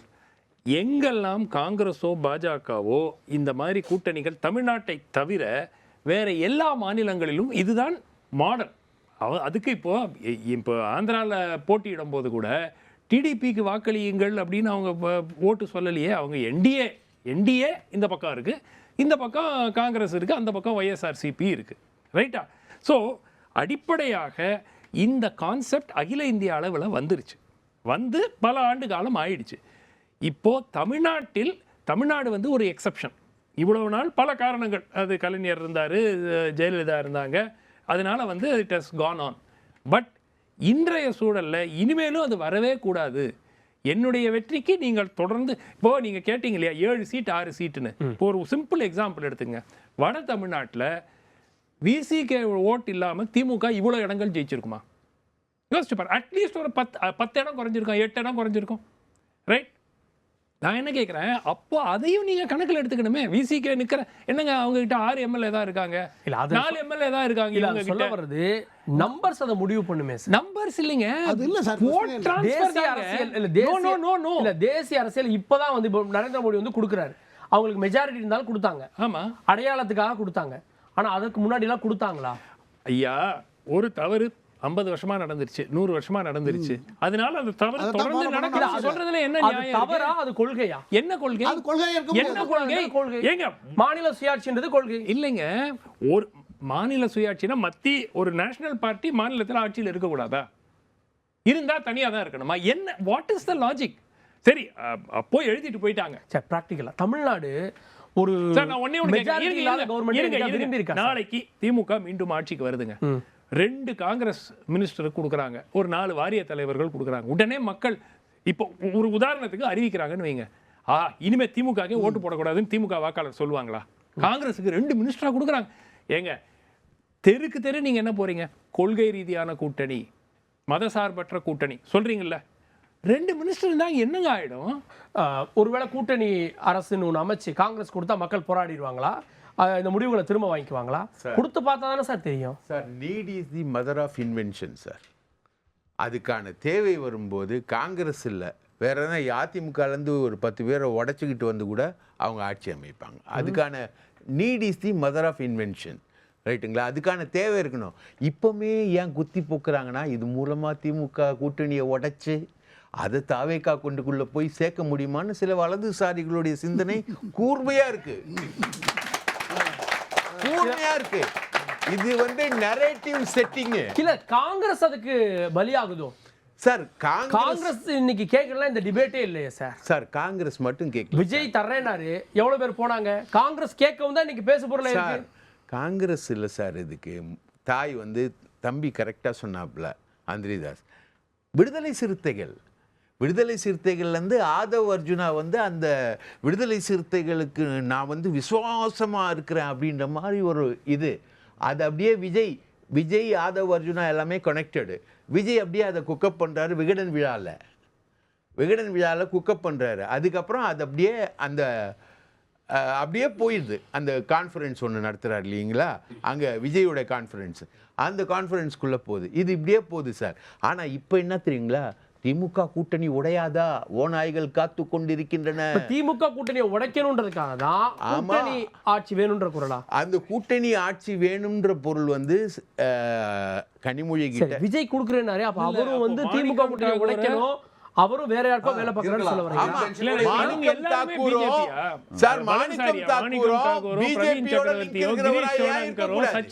சச்சின் பைலட் சொல்றாரு, அவரும் பிஜேபியா? இல்ல, அவர் விஜயோட எனக்கு இதுதாங்க புரியல. யார் உரிமைக்கு கேட்டாலும் அது திமுகவுக்கு டேமேஜ் ஆற மாதிரி இருந்தா அவர்கள் சங்கி. அவ்வளவுதான். மாணிக்கம் தாக்கூர் இவங்க எல்லாம் சொல்றத பாஜக கொண்டாடுது. ஏன் பாஜக கொண்டாடுறாங்க? ஏன் கொண்டாடுறாங்க? அவங்களும் அதிமுக தான் கேக்குறாங்க. அதனால அவங்களுக்கு பக்கத்துல பாயாசம். ஆமா, ஏங்க காங்கிரஸ் கேக்குது இல்ல, நீங்களும் கொடுக்கணும்னு அதுக்காக கேக்குறாங்க. அது என்ன தப்பு இருக்கு சார்? பக்கத்தலைக்கு பாயாசன்றது வந்து எலிஜிபிலிட்டி இருக்கக்கூடிய விஷயம் சார். இப்போ ஒரு ஏன் தேமுதிகவை கொண்டு வந்து சேர்க்குறாங்க இங்கே, பர்செப்ஷன் வார் தான். திமுக கூட்டணி வலுவிழந்துருச்சு, காங்கிரஸ் எப்போ வேணால் போயிடும், காங்கிரஸ் வந்து தாவேக்காவோட போய் சேர்ந்துடும், அவங்களுக்கு கூட்டணி கேட்குறாங்க, கூட்டணியில் அவங்களுக்கு பங்கு கொடுத்து தான் தீரணும், இல்லைனாலாம் விடமாட்டார் ராகுல் காந்தி அவரே இது வரைக்கும் வரல தமிழகத்தில். இந்த மாதிரி ப்ராபகேஷன் வந்து அதிகம். இது போன பாராளுமன்ற தேர்தலையும் நடந்தது. போன பாராளுமன்ற தேர்தலையும் இதே ஆட்கள் வந்து உக்காந்துக்கிட்டு எல்லாமே பேசினாங்க. காங்கிரஸ் உடையும், விசிகா உடையும். இப்போ தேமுதிக உள்ள கொண்டு வந்தது கூட்டணி ஆட்சி கிடையாது அப்படின்னு காங்கிரஸ்க்கு மெசேஜ் சொல்லுதா திரு அந்தரிதாஸ்? இருக்கலாம், 1000 மெசேஜ் சொல்ல வேண்டிய அவசியம் இருக்குது. சார் சொன்னது தான் நானும் சொல்கிறேன். Necessity is the mother of invention. மக்களாக நினைத்தால்தான் இந்த கூட்டணி ஆட்சி வருவதற்கு வாய்ப்பு இருக்கிறது தவிர டிமாண்ட் வச்சு ஒரு இது திமுக ஏற்றுக்கொள்ள வேண்டும் என்று சொல்லி அப்படி வரும்ன்றது எனக்கு தோணல. மக்களாக நினைத்தால் தான் அது முடியும். இந்த மண்ணின் வாசனை அது என்று சொன்னால் எல்லாரும் கொடுத்தா மதிமுக ஆசைப்படுதுன்னு சொல்றேன். சார் பாண்டியன் சாருக்கு. ஸோ என்னோட பேர் பிரசாந்த், கள்ளக்குறிச்சி மாவட்டத்திலேருந்து வரேன். சார் நீங்கள் வந்து அதிமுக வந்து பார்த்தீங்கன்னா ஒரு காலம் வந்து பிஜேபி கூட கூட்டணி வைக்க மாட்டேன்னு சொல்லிட்டு முன்னாள் அமைச்சர் ஜெயக்குமார் வந்து சொல்லியிருந்தார். அதிமுகவில் தான் நான் வந்து அந்த தொகுதியில் தோத்தன்னு சொல்லி குறிப்பிட்டு சொல்லியிருந்தார். மறுபடியும் வந்து பாஜகவில் தான் தோத்தன்னு சொல்லியிருந்தார். மறுபடியும் அதே பாஜகவோட கூட்டணி வைக்கிறது வந்து அவர் தோத்துட்டாருன்றதை நிச்சயமாக நாங்கள் ஏற்றுக்கலாமா? இல்லை, அந்த மாதிரி இல்லை. எப்போதுமே ஒரு கூட்டணியில் இருந்து விட்டு வெளியே வருகிற போது அந்த எந்த கட்சியோடு கூட்டணி இருந்தோமோ அதோடு ஒட்டும் இல்லை உறவும் இல்லை என்று சொல்வதற்கு ஸ்ட்ராங்காக சில விமர்சனங்களை எல்லா கட்சியும் வைக்கும். இல்லை, அதை தான் சொல்ல வரேன் சார். அப்படி ஒரு விமர்சனத்தை வைக்க வேண்டிய தேவை அவர் தொகுதியில் அவருக்கு இருக்குது. ஆனால் மாநிலத்தினுடைய அரசை நிர்ணயிக்கின்ற தேர்தலில் அந்த ஒரு புள்ளியில் மட்டும் ஒரு கட்சி இயங்க முடியாது. எந்த கூட்டணியிலிருந்து விலகி வருகிற போதும் நாங்கள் ஒருவேளை அந்த கூட்டணியில் இருக்கிறோம் என்கின்ற எண்ணத்தில் ஒரு வாக்கு கூட எங்கள் கட்சிக்கு எங்களுக்கு வாக்களிக்கிறவர்கள் செலுத்தக்கூடாது என்பதற்காக இது போன்ற ஸ்டேட்மெண்ட்ஸ் கண்டிப்பாக விட வேண்டிய தேவை இருக்கிறது. இப்போ சஞ்சய் நாகர்கோவில் வந்து வரேன். திமுக இன்னைக்கு ஏதாவது ஒரு மக்கள் விரோத சட்டங்களை கொண்டு வந்தாங்கன்னா உடனே திமுக இருக்க கூட்டணி கட்சிகள் இறங்கி போராடி அதை பின்வாங்க வைக்கிறாங்க. அந்த மாதிரி பாஜக எத்தனையோ மக்கள் விரோத சட்டங்களை கொண்டு வந்தும் அதுக்கு அதிமுக எந்த எதிர்ப்பும் கொடுக்கல, இது வரைக்கும் எதிர்ப்பு தெரிவிக்கவே இல்லை. இப்போ மும்மொழி கொள்கையை கொண்டு வராங்க. NEP கொண்டு வந்தா நாங்க எஜுகேஷன் கிராண்ட்ஸ் வரைக்கும் தருவோம்னு சொல்றாங்க. அதுக்கும் நீங்க இது வரைக்கும் குரல் கொடுக்கல. உங்களோட கொள்கை தலைவர் அறிஞர் அண்ணா அவர்கள் சொன்ன இருமொழி கொள்கையை சிதைக்கணும்னு நினைக்கிற பாஜக மும்மொழி கொள்கையை கொண்டு வந்தாதான் எல்லாமே பண்ணுவேன்றாங்க. அதுக்கும் நீங்க குரல் கொடுக்கல. சோ இந்த மாதிரி நீங்க கொஞ்சம் கேளுங்க, கொடுக்கல நீங்க முடிவு பண்ண கூடாது. நீங்க கொஞ்ச நேரத்துக்கு முன்னாடி சொன்னீங்க கொள்கையில நாங்க காம்ப்ரமைஸ் ஆக மாட்டோம், கொள்கையில கூட்டணி இல்லைன்னு சொன்னீங்க. ஆனா நீங்க கொள்கையில காம்ப்ரமைஸ் ஆயிட்டீங்களோ அப்படின்னு தோணுது. பாஜக கூட கூட்டணி அமைச்சதுக்கு அப்புறம் அதிமுக தன்னோட சுயமான அரசியலை மறந்து விட்டதா? அப்படி இது போன்ற ஒரு சாதாரண மனநிலையில் கூட யாரும் அப்படி எண்ண வேண்டிய அவசியம் இல்லை. ஏன்னா நீங்கள் சொன்ன மாதிரி மும்மொழி கொள்கையை எதிர்த்தீங்களான்னா நாங்கள் எதிர்த்திருக்கோம். மும்மொழி கொள்கையை இன்னும் 100% எதிர்க்கிறோம். இப்போ மும்மொழி கொள்கைக்கு எதிர்க்கிறதா நீங்கள் நினச்சிக்கிட்டு இருக்கிற திமுக எந்த நிதியை இன்னும் கொடுக்கலன்னு கேட்குறாங்கன்னு உங்களுக்கு தெரியுமா? பிரைம் மினிஸ்டர் ஸ்ரீ அதான் கல்விக்கான நிதி கொடுக்கல. அந்த கல்விக்கான நிதி அவங்க ஏன் கொடுக்க மாட்டேன்னு சொல்கிறாங்க? மும்மொழி கொள்கையை ஏற்றுக்கோங்கன்னு சொல்கிறாங்க. புரட்சி தலைவர் காலத்திலிருந்து எங்கள் எடப்பாடியார் காலத்து வரை எந்த மும்மொழி கொள்கையை ஏற்று ஒரு பைசா நிதி கொடுத்தால் கூட அது வேண்டாம் என்று அந்த நிதியை புறந்தள்ளி எங்களுடைய நிதியில் அரசு கொண்டு போகிற அரசு அதிமுக அரசு. அதனால் நீங்கள் என்ன பண்ணுறீங்க தெரியுமா? நாங்கள் எதிர்க்கிறோம்னு சொல்லிட்டு ஐயா இந்த 3000 நம்முடைய பட்ஜெட் 3 லட்சம் கோடி, 3000 கோடி அந்த கொள்கையை ஏற்றுத்தான் வர வேண்டும் என்றால் வேண்டாம் என்று அப்படி அடிச்சுட்டு போனால் தானே சார் நம்மளுடைய கொள்கையுடைய வீரியம் தெரியும். அதை வச்சு கள்ள அரசியல் பண்ணால் கொள்கை போகுமா? எதை எதிர்க்கிறோம் போகுமா? இல்ல அது கேக்குறது தப்பா சார்? இல்ல நான் என்ன சொல்றேன்னா சார் அது இல்ல சார் இல்ல நான் என்ன சொல்றேன், நவோதயா பள்ளிகள் சார் இல்ல நவோதயா பள்ளிகள் சார். அனைவருக்கும் வணக்கம். நான் கெவின், புதுக்கோட்டையிலிருந்து வருகிறேன். மதிமுகவிற்கு தற்போது காங்கிரசிற்கும் திமுகவிற்கும் சண்டை. தேர்தல் களத்தில் ஏற்கனவே மாணிக்கம் தாக்கூர் மதுரை வடக்குக்கு தான் நாங்கள் குறி வைக்கிறோம்னு சொல்கிறாங்க. ஆனால் அங்கே வந்து திமுக தான் எம்எல்ஏவாக இருக்கிறாங்க. ஸோ இது தேர்தல் களத்தில் வெற்றியின் தோல்விக்கும் இது வந்து வழிவகுக்குமா? இல்லை, எந்த வகையும் ஒரு அரசியல் கட்சியில் வந்து நெகோசியேஷன் இருக்க தான் செய்யும். ஏன் இன்னைக்கு மந்திரி இருக்கிற தொகுதியை நாங்கள் கேட்டுன்னு இருக்கிறேன். அதுக்காக அவருக்கு எனக்கு விரோதம் கிடையாது, விரோதம் கிடையாது. தேர்தல் களம் என்று வந்து விட்டால் அதெல்லாம் பார்க்காம வெற்றி மாத்திரம்தான் என்கின்ற அந்த ஒற்றை குறிக்கோளுடன் இந்த கூட்டணி கிரவுண்ட் லெவல் எந்த எதுவும் கிடையாது. நாங்கள் ஃப்ரம் த பிகினிங் நாங்கள் 2 பேரும் வந்து எதிரும் புதிரமாக இருந்தவர்கள் தான். அது வந்து 1000 களத்திலே வந்து வேறுபாடுகள் இருந்தாலும் கூட தேர்தல் என்கின்ற ஒற்றை புள்ளியில் வரும்போது வெற்றி என்பது தான், வெற்றி என்கின்ற அந்த இலக்கை நோக்கித்தான் எல்லாரும் செல்வார்கள். இதெல்லாம் அது வேறு நெகோசியேஷன் வேறு, இதெல்லாம் சகஜம்தான், இப்படி தான் இருக்கும். நெகோசியேஷன் முடிஞ்ச பிறகு 2 தலைமைகளும் இதுதான் அப்படின்னு சொன்னார். அந்த இலக்கை நோக்கித்தான், வெற்றியை நோக்கித்தான் நாங்கள் பயணிப்போம். ஏடிஎம்கேட ஒரே ஒரு கேள்வி. கடந்த 2024 தனித்து தான் போட்டிட்டீங்க, இப்போ வந்து பாஜகவோட கூட்டணியில் போட்டிடுறீங்க. இப்படி கூட்டணிங்கெல்லாம் இப்போ டிஎம்கே வந்து 2017 ரொம்ப இம்பாக்டான கொலிஷனில் இருக்கிறாங்க. நீங்கள் இப்படி கூட்டணி மாறிக்கிட்டே இருக்கிறது வந்து மக்கள் நலனுக்காக ஒவ்வொரு முறையும் கூட்டணி வைக்கிறீங்களா, அல்லது கட்சியின் லாபத்திற்காகவும் தனிநபரின் லாபத்திற்காகவும் கூட்டணி வைக்கிறீங்களா? சார், அதாவது இன்டாக்டாக இருக்கிறதுக்கு பேர் கூட்டணி கிடையாது. தேர்தல் கூட்டணின்னா முதல்ல என்ன புரிஞ்சுக்கணுன்னா, ஒவ்வொரு கட்சியும் ஒவ்வொரு கொள்கையும் சித்தாந்தமும் வச்சுருக்கு. அந்த ஒவ்வொரு கட்சியும் அந்த தேர்தலில் அந்த சித்தாந்தத்தை வைத்து வென்றெடுப்பதற்கு முயற்சி செய்யணும். அதை விட்டுவிட்டு எங்கள் கொள்கைகளை முழுவதும் நாங்கள் சமரசம் செய்து 10 ஆண்டுகளாக இருக்கிறோன்னா ஒன்று என்ன செய்யலாம், அந்த கொள்கைகளெல்லாம் முடிச்சுட்டு திமுகவில் ஒரு அணியாக சேர்ந்துட்டோம்னு சொன்னால் அது பெருமைன்னு நீங்கள் எடுத்துக்கலாம். தேர்தலுக்கு தேர்தல், களத்துக்கு களம் என்ன தேவையோ அதை செய்வது தான் தேர்தல் கூட்டணியுடைய. எப்போதுமே ஒன்றா இருக்கிறதுக்கு பேர் தேர்தல் கூட்டணி கிடையாது. அப்படி தேர்தல் கூட்டணி அமைக்க வேண்டிய அவசியமும் கிடையாது. 10 வருஷத்துக்கு மேலே ஒன்றா இயங்கிட்டா, இப்போ அமமுக அதிமுக எடுத்துக்கோங்க, நாங்கள் என்ன சொல்கிறோம், 7 ஆண்டுகள் நீங்கள் ஒரு தனி இயக்கமாக நிர்வாகத்தை நடத்திட்டீங்க, அப்படியே ட்ராவல் பண்ணுங்கன்னு நாங்கள் சொல்கிறோம் இல்லையா? 10 ஆண்டுக்கு மேலே இருந்துட்டா அதில் என்ன கூட்டணி இன்டாக்ட் இருக்குது, என்ன கொள்கை இருக்குது? பிரகாஷ், சார், தமிழகத்தில் திமுக கூட்டணி அமைஞ்சிருக்கிறதுக்கு ஒரு கொள்கை அடிப்படை என்னன்னா, அவங்க வந்து பிஜேபி எதிர்ப்பு என்பது மட்டும்தான் தமிழகத்தோட திமுக கூட்டணி அமைவதற்கான காரணம். அதிமுக பிஜேபி எதிர்ப்பை கையில் எடுத்தது, இப்போ பிஜேபி எதிர்ப்பை கைவிட்டுருச்சு. அவங்களுக்கு கூட்டணி மாற வேண்டிய நிர்பந்தம் இருக்கலாமே தவிர, திமுக கூட்டணி என்பது ஒரு கொள்கை அடிப்படையில் தமிழகத்தை இன்னைக்கு ஏதோ பிரைம் மினிஸ்டர் ஸ்ரீ இந்த ப்ரோக்ராம் இந்தி திணிப்பு, வகுப்புவாதம், காமன் சிவில் கோடு, எஸ்ஐஆர், இப்படி சிஏஏ, என்ஆர்சி, இந்த மாதிரி நிறைய ஆபத்துகள் வந்து இந்தியாவுக்கு இருக்குது. இன்றைக்கி ஸ்டாலின் கட்டுரை எழுதின மாதிரி மத்திய அரசை எதிர்பார்த்து மாநில அரசு நிற்க வேண்டிய நிர்பந்தமான ஒரு சூழ்நிலையில், மாநில சுயாட்சி பறிபோகக்கூடிய சூழ்நிலையில், மாநில கட்சிகளெல்லாம் இணைந்து ஒரு முன்னணியை உருவாக்க வேண்டிய சூழ்நிலையில் இன்னைக்கு ஸ்டாலினுடைய பயணம் வந்து இன்னைக்கு அவருடைய ப்ரொஜெக்ஷன் என்பது இருக்கு.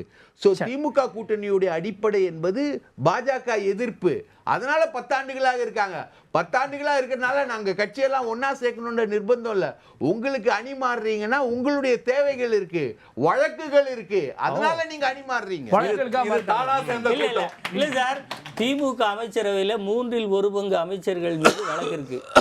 பயந்து நடுங்கணும்னா திமுக நடுங்கணும். இப்போ 4 ஆண்டுகளாக நீங்க நின்றதை நாங்க ஒரே ஒரு நிகழ்வு சொல்றேன், எப்படி நின்னீங்கன்னு பார்ப்போம். நான் இந்த 4 ஆண்டுகள்ல நிதி கேட்பதற்கு எப்போவாவது உங்க முதலமைச்சர் ஸ்டாலின் அவர்கள் டெல்லி போயிருக்காரா? டாஸ்மாக்ல ஈடு ரைடுன்னு அடுத்து ஓடி போனார்ல, ஓடி போனவர் நிதி கேட்டாரா? பாரத பிரதமர் மோடி அவர்களுடைய செயல் திட்டங்கள் இந்தியாவுக்கு பெருமை சேர்த்து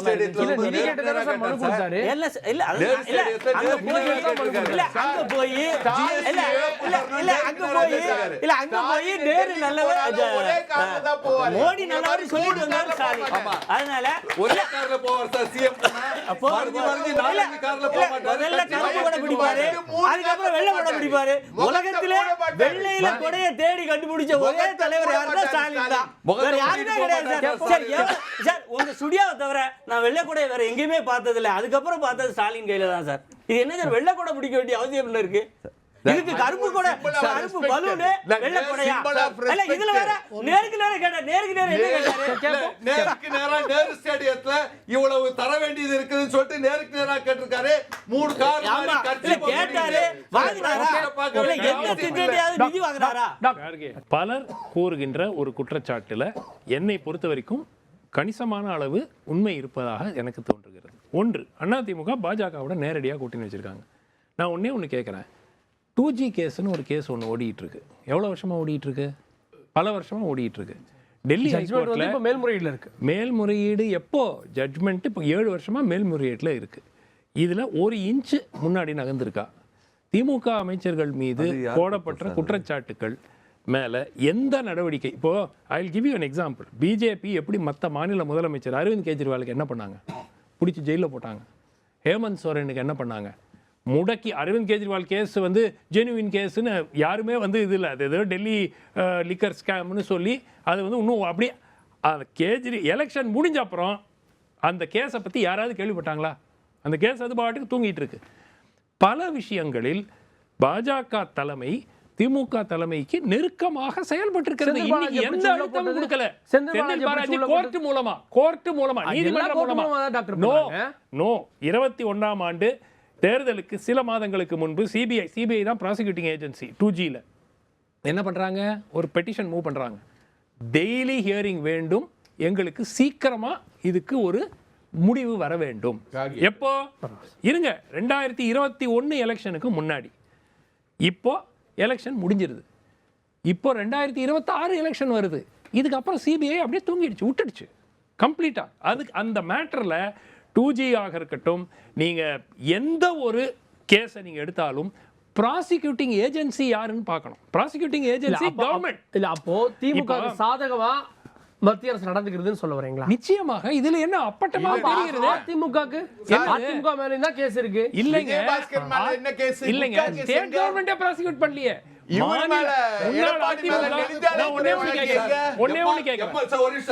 விஜயபாஸ்கர் மேல ஒரு ஃபைல் இல்லன்னு சொல்லிட்டாங்க கவர்னர் ஆபீஸ்ல. ஆனா இவங்க கூட்டணி விட்டு 2019 செப்டம்பர்ல வந்த உடனே ஃபைல் இஸ் வித் அஸ். ஒரே நிமிஷம் குட்கா கேஸ்ல எடப்பாடி பழனிசாமி முதல் இல்ல, இப்ப சார்ஜ் ஷீட் போடுறாங்க. ஒரே நிமிஷம். எவ்வளவு ஏடிஎம்கே முன்னாள் அமைச்சர்கள் மீது திமுக இந்த 5 வருஷத்துல ப்ராசிக்யூஷன் நடத்தி ஒரு கன்விக்ஷன் வாங்கி இருக்காங்கன்னு சொல்லுங்க. எவ்வளவு அமைச்சர் கேசி வீரமணி திமுக அதிமுக கவர்னர் பர்மிஷன் தரல, பாதி வழக்கு கவர்னர் பர்மிஷன் தரல. ஏங்க கோர்ட்டுக்கு போய் கேசி வீரமணி மேல கொடுத்தாருங்க. என்ன ஆச்சு அது கேஸ்? சொல்லுங்க. கேசி வீரமணி மேல கவர்னர் கொடுத்தாரு. அதாவது பாஜக திமுக மேல கரிசனையா இருக்கு, திமுக அதிமுக மேல இருக்குன்னு சொல்லுவாங்க. சார் இது கோர்ட் ப்ராசஸ் சார். திமுக டிலே பண்ணல. ஆனா இந்த முதலமைச்சர், தமிழக முதலமைச்சர் மத்திய அரசு எதிர்த்த மாதிரி எந்த முதலமைச்சர் எதிர்த்து இருக்கிறான்னு நீங்க சொல்ல முடியுமா? திராவிட முன்னேற்ற 75 ஆண்டு கம்ப்ளீட் பண்ணிடுச்சு. அவங்களாலேயே ஆட்சியில் பங்கு அதிகாரத்தை ரொம்ப யோசிக்கிறாங்க. இப்போ டிவிகே விஜய் எந்த அஷூரன்ஸில் அவங்களுக்கு ஆட்சியில் பங்கு அதிகாரத்தில் பங்கும் கொடுக்குறாரு. திராவிட முன்னேற்ற கழகம் அதோட திட்டங்கள் பேசும். இவர் இன்னும் ஒரு எலெக்ஷன்லையும் கண்டெஸ்ட் பண்ணலை, இந்த பப்ளிக் மீட்டிங்கே அலோவ் பண்ணலை. ப்ரெஸ்ஸை பார்த்து பேசணும், அவருடைய ஸ்டாண்ட் என்னங்கிறத தெளிவாக தெரிவிப்படும்.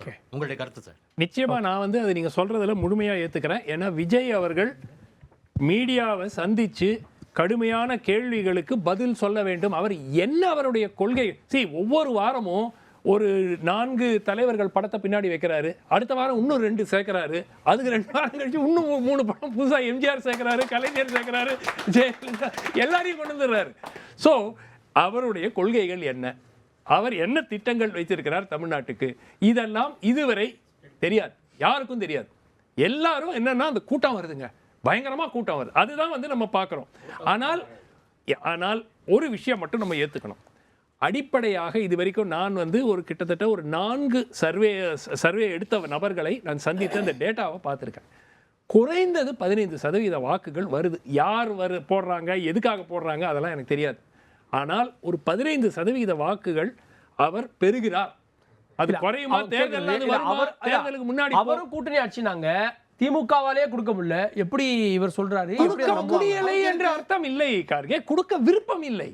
திமுகவுக்கு கொடுக்க விருப்பம் இல்லை, கொடுக்க இயலவில்லை, தேவை இவ்வளவு நாள் இல்லை, இப்ப வரும். எப்ப தேவையோ அவரே சொன்ன necessity is the mother of invention. எப்ப தேவை வரும்போது கொடுத்தாகணும். நான் வேலூர் மாவட்டம் இருந்து வரேன். என் பேர் சையத் பிரகாஷ்னு. நீங்கள் பத்திரிகையாளராக இருக்கீங்க. நாங்கள் 2021 இது வரைக்கும் நாங்கள் திமுகவுக்கு தான் வாக்களிச்சுட்டு வரோம் தொடர்ந்து காலங்காலமாக. சரிங்களா? இஸ்லாமிய சிறைவாசிகளுடைய கோரிக்கை பல ஆண்டுகளாக நிலுவையில் இருக்குது. சரிங்களா? இது பிஜேபி கவர்மெண்ட் விடுறதுக்கான அதிகாரம் தமிழ்நாட்டில் கிடையாது. தமிழ்நாடு கவர்மெண்ட் ஸ்டாலின் ஐயா நினைச்சாருன்னா நாளைக்கு விடுதலை பண்ணணும்னு நினைச்சாருன்னா விடுதலை பண்ணலாம்.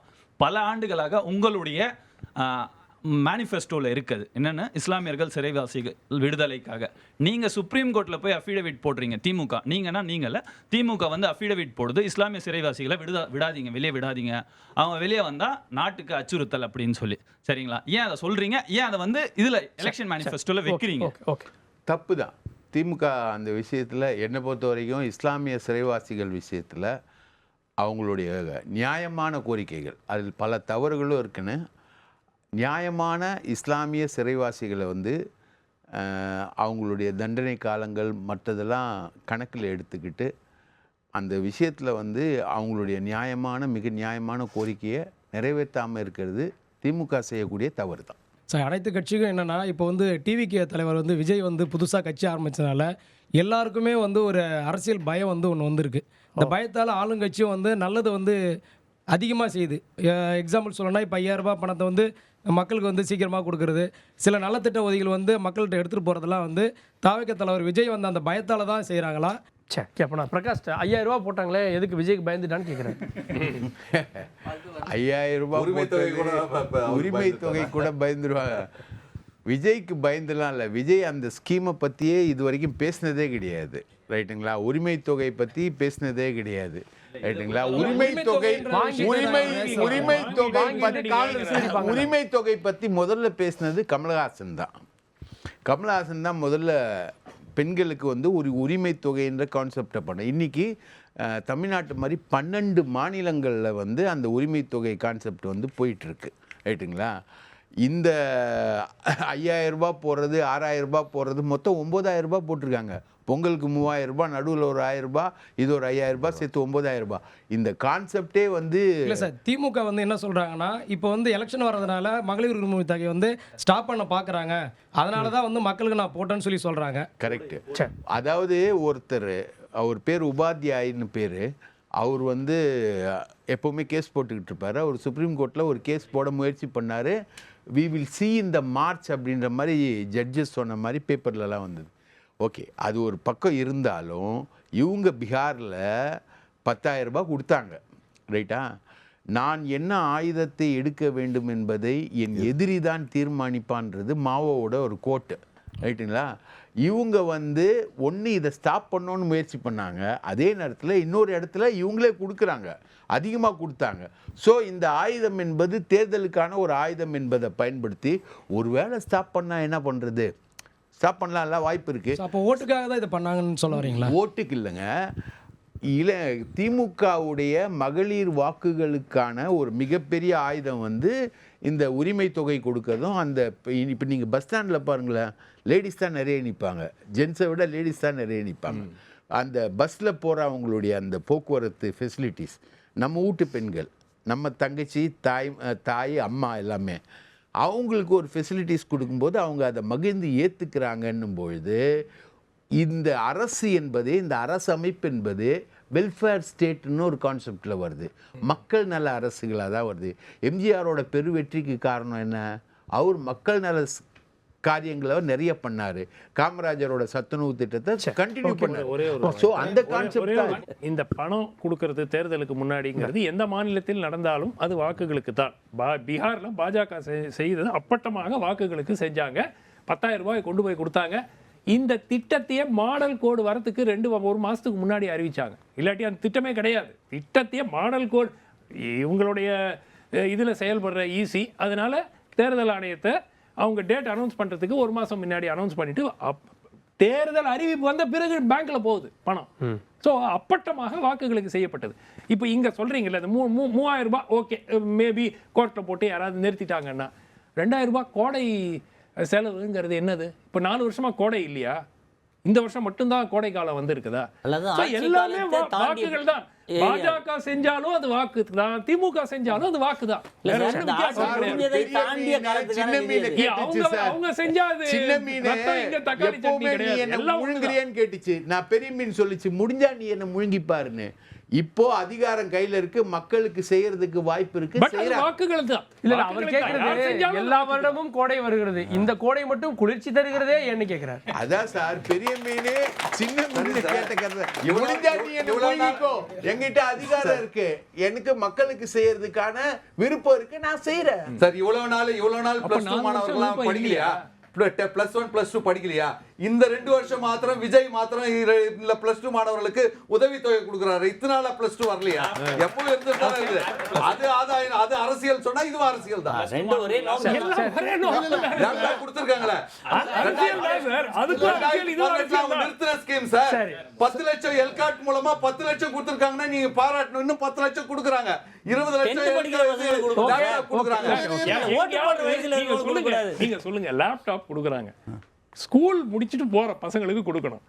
ஃபைனல் இயர் காலேஜில் போய் நீங்கள் லேப்டாப் கொடுக்கறதுன்னா என்ன காரணம்? 18 வயசு ஆகுது, ஓட்டு வேற ஒன்றும் கிடையாது.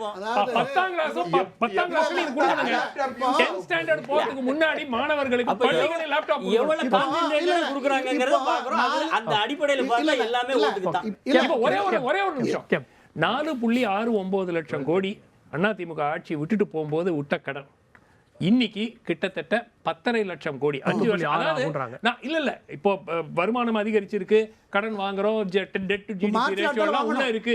ஒரு நிமிஷம். ஆனால் இந்த பணம் என்பது இப்ப இந்த 5000, 6000, 7000லாம் ஒரு எனக்கு நினைவு இருக்கு. 21 தேர்தலுக்கு முன்னாடி ஒவ்வொரு தமிழன் தலையிலும் 47,000 ரூபாய் கடன் சுமையை அதிமுக அரசு சுமந்து இருக்கிறதுன்னாங்க. இன்னைக்கு அந்த 47,000ங்கிறது 90,000 ஆயிருக்கு.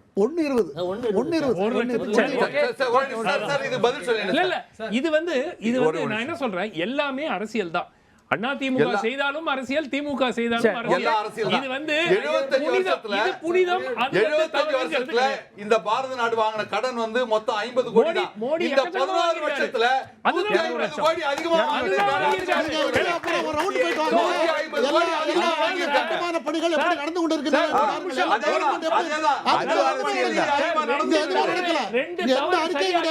ரெண்டு தவறுங்கிறது சரியாகி இது தவறு. இதையே சொல்லுங்கன்ற. அது தவறு இல்ல. வணக்கம் தோழர், திலீப் ஆவடியிலேருந்து பேசுகிறேன். அதிமுகவுக்கு கேள்வி. 2016 நீங்கள் ஆட்சியில் இருந்தீங்க. அம்மையார் போகும்போது உங்ககிட்ட ஆட்சி அதிகாரமும் கொடுத்தாங்க. அதுக்கப்புறம் இது வரைக்கும் எல்லா தேர்தலையும் ஏன் தோல்வியே சந்திக்கிறீங்க? உங்கள் கூட்டணி சரியில்லையா, இல்லை உங்கள் கொள்கை சரியில்லையா? சார், அதாவது எல்லா தேர்தலையும் தோல்வி அப்படிங்கிறத நீங்கள் எந்த அடிப்படையில் சொல்கிறீங்க? ஒரே ஒரு சட்டமன்ற தேர்தலில், அதுவும் 1,83,000 வாக்குகளில் ஆட்சி மாறி இருக்க ஒழிய அதற்கு இடையில ஒரு பெரிய தோல்வி என்பதை அதிமுக பாராளுமன்ற தேர்தல் இல்லை, பாராளுமன்ற தேர்தல் நான் சொல்லலை. பாராளுமன்ற தேர்தலில் தோற்றுருக்குறோம். அது நாங்கள் தனிச்சு நின்னோம். எத்தனை மாநகராட்சிகள் கைப்பற்ற? இல்லை சார், அப்படி பார்த்தால் திமுக 14 முறை தோல்வியை சந்தித்து இங்கே வந்திருக்கு. உங்களுக்கு வரலாறு தெரியாதனால கண்ணுக்கு முன்னாடி நடக்கிறத மட்டும் பார்க்கிற இல்லை, அதான் கனெக்ட் ஆகாதனால, அந்த பின்பகுதி தெரியாததுனால இது பெரிய ஏதோ தமிழ்நாட்டில் நடக்காத பெரிய இது போல பெரிய பலகீனத்தை அதிமுக சந்தித்து விட்டதாகவும் நீங்கள் ஒரு ஐடியாலஜியில் பேசுறீங்க. அப்படி இல்லை. இதை தாண்டிய தோல்விகளை, அதாவது இன்னும் சொல்ல போனால் தேர்தலை சந்திக்காமல் இவர் முதலமைச்சரானார் இன்னொரு குற்றச்சாட்டை வைக்கிறீங்க. அப்படி முதல் முறையாக தேர்தலை சந்திக்கலாம் இந்த எம்எல்ஏக்களால் தேர்ந்தெடுக்கப்பட்டவர் தான் கருணாநிதி. அதற்கு பிறகு எம்ஜிஆரால் பரப்புரை செய்யப்பட்டு மீண்டும் முதலமைச்சராக்கினார். அதற்கு பிறகு 10 ஆண்டு இல்லை. அதுக்கப்புறம் மீண்டும் அதிமுக தலைவர்களை இழந்து 2 பிரிவாக இருக்க போதுதான் முதல் முறை தேர்தலை தனித்த நான் தான் திமுக தலைவர் என்று வந்தார். அப்போ இந்த டிராவலை நீங்க கிட்டத்தட்ட 30 ஆண்டுகளாக வெற்றி பெற முடியாது. 71 வெற்றியில் அவருடைய பங்கு இல்லையா? அவர் அன்றைக்கு சூறாவளி பிரச்சாரம் பண்ணது இல்ல. நான் அதுக்கு ஒரு லாஜிக் சொல்றேன். அப்படி இருந்திருந்தால் எம்ஜிஆர் பிரிந்த போது கலைஞர் ஜெயித்திருக்கணும். எம்ஜிஆர் பிரிந்த போது 10 வருஷம் வரவே விடலன்னா அப்ப தோல்வி யாருக்கு? ஸ்டாலின். அதே போன்று மைனாரிட்டி கவர்மெண்ட் இருக்கும்போது துணை முதலமைச்சரானார். அதற்கு அடுத்த தேர்தலில் எதிர்க்கட்சி தலைவராக கூட வர முடியல. ஆனால் எடப்பாடியார் ஆட்சியை விட்டு இறங்கினாலும் இதுவரை தமிழகத்தில் எந்த கட்சியும் பெறாத எதிர்க்கட்சி அந்தஸ்து பெற்று உட்கார்ந்துருக்காருன்னா அக்செப்டன்ஸ் எங்கள் கட்சிக்கு, அதிமுகவுக்கு, எடப்பாடியாருக்கு மிகப்பெரிய அளவில் இருக்கு. என் பேர் மெர்வின். பொதுவாக நான் கேட்குறேன், தாவேகா தலைவர் விஜய் அவர்கள் வந்து கூட்டணி கட்சிகள் வந்து ஆட்சியிலும் சரி அதிகாரத்திலையும் சரி பங்கு தரேன்னு அப்படின்னு சொல்லியிருக்காரு.